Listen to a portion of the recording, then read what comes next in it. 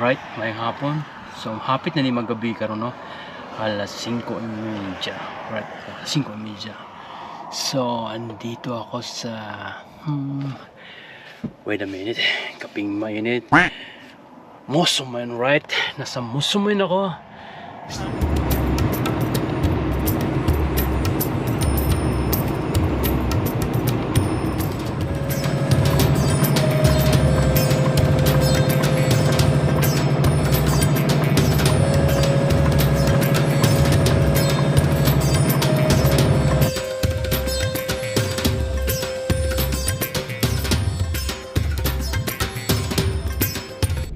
Well guys, good morning.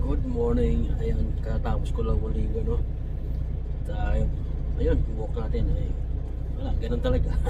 So ayun, nandito ako ngayon sa loob ng truck. As usual, sa loob ng truck ako. And nandito ako sa Stenbrook Yard. So, biyahe ko ngayon guys ay mapunta ako na nanay mo sa British Columbia. So almost 4 days in travel natin. Papunta doon. So, habang biyahe. Ay, so, yung may driver dito guys na yung hila niya ay long combination vehicle o LCV. Right, pakita ko sa inyo. Ayan. Oh, ganda ng ano niya. Oh, ayan o.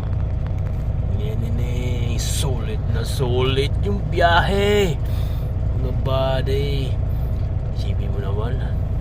Dalawang trailer. Wow. Oh, talaga. So, ang driver niya ng Canadian. At yan.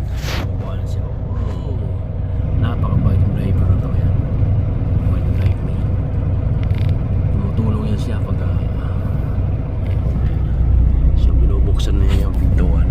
Right. And ang biyahe nito ay punta to ng Alberta. Alberta ang biyahe niya. Yung ruta niya Collis, Alberta. Yan, very fried.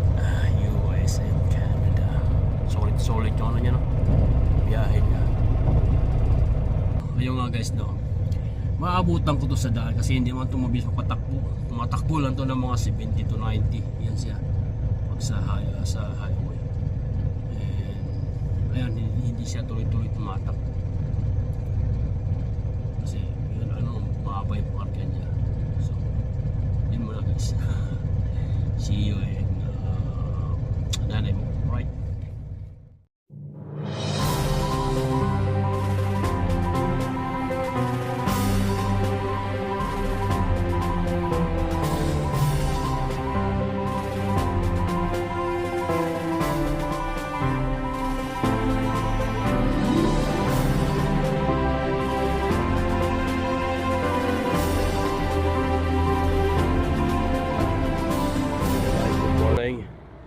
Ayun, nandito ako ngayon sa Vermilion Lake dito sa Banff, Alberta. So guys, yung akong dala. So dito na ako natulog kagabi. So oras ngayon alas 7 na umaga. Nag-free trip na ako. Natapos ko lang yung 15 minutes free trip. Titingnan ko lang kagano ganda yung paligid. Wow. So ayun guys, yung nakikita nyo dito yung paligid no, maa-miss ka sa ganda ng lugar. Yan o, yung bundok. Zoom natin. So abot siya hanggang dulo. Right, sampo dito tayo sa taas. Baka may makita tayong lobo. Yeah. Oops. So dito pwede kang, ang ibaba yan guys, lake. So pwede sana tayong pwede naman dito, kaso magbalaho tayo sa ano. Ay, come on. Ayan, lake yung sa ibaba. Ito, meron mga nakapaskel dito ng mga karton. Ayan, lake, pero frozen lake. Pag summer, napaganda dito pag summer. Alright. At saka may mga hayop din na umaakyat dito. Katulad ng mga bighorn. So, natigas yung lake. Ganda niyan pag summer, no? Kita-kita mo yung tubig. Yeah, napakaganda talaga sa paligid, no? Tsaka yung araw ay nagpapakita na. Yeah.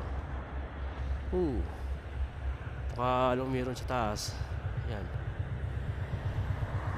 Si araw sumisikat na.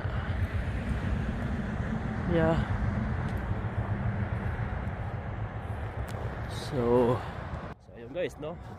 Ito yung Vermilion Lake. Sa mga kapwa nating driver dyan na nasa Canada, well, hinto kayo dito.